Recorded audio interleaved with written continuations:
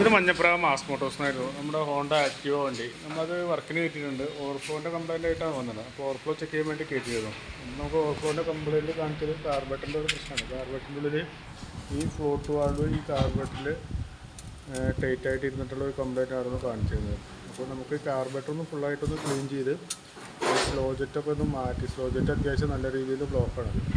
അപ്പോൾ സ്ലോ ജെറ്റൊന്ന് മാറ്റിയിട്ടൊന്ന് വേണം ക്ലീൻ ചെയ്യാം. കാർബറേറ്റർ ഫുള്ളായിട്ടൊന്ന് ക്ലീനർ വെച്ച് ക്ലീൻ ചെയ്യണം. നമുക്ക് ഫുള്ളായിട്ട് ക്ലീൻ ചെയ്തിട്ട് എന്നിട്ട് വേണം ചെക്ക് ചെയ്യാം. വീണ്ടും റിപ്പീറ്റ് എന്തെങ്കിലും കംപ്ലയിൻറ്റ് കാണിക്കുകയാണെന്നുണ്ടെങ്കിൽ നമുക്ക് കാർബറേറ്റർ മാറ്റി കളിയൊക്കെ മാറുന്നത്. ഈ ഫ്ലോട്ട് വാൾവ് ഇതിൽ ടൈറ്റായിട്ട് ഇരുന്നപ്പോൾ തന്നെ ചിലപ്പോൾ ഈ ഒരു ഭാഗം തേയ്മാനം വന്നിട്ടുണ്ടാകും.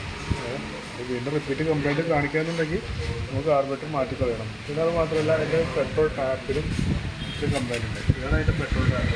ഇത് നമുക്ക് പറയുന്നത് വണ്ടി സ്റ്റാർട്ടിങ്ങിന് മാത്രമേ പെട്രോൾ വരാൻ പാടുള്ളൂ. ഇത് ഫുള്ളായിട്ടും വണ്ടി ഓൾറെഡി പെട്രോൾ വന്നുകൊണ്ടിരിക്കുകയാണല്ലോ. അപ്പോൾ അങ്ങനെ കംപ്ലയിൻറ്റ് വന്നു വെച്ചാൽ നമുക്ക് ഓവർഫ്ലോൻ്റെ എന്തെങ്കിലും കംപ്ലയിൻറ്റ് കാണിച്ചു വെച്ചാൽ കാർബറേറ്ററിലുള്ള ടാങ്കിലുള്ള പെട്രോൾ ഫുള്ളായിട്ടും താഴോട്ട് പോകും. അപ്പോൾ കയ്യോട്ട് നമുക്ക് ആ പെട്രോൾ ടാപ്പും മാറ്റിയിട്ട് വേണം റീസെറ്റ് ചെയ്യാം കേട്ടോ. അപ്പോൾ അത് മാറ്റി വരുന്നതിനുള്ളൊരു എസ്റ്റിമേറ്റ് പറയാം. നോക്കിയിട്ടൊന്ന് റിപ്ലൈ ചെയ്താൽ മതി.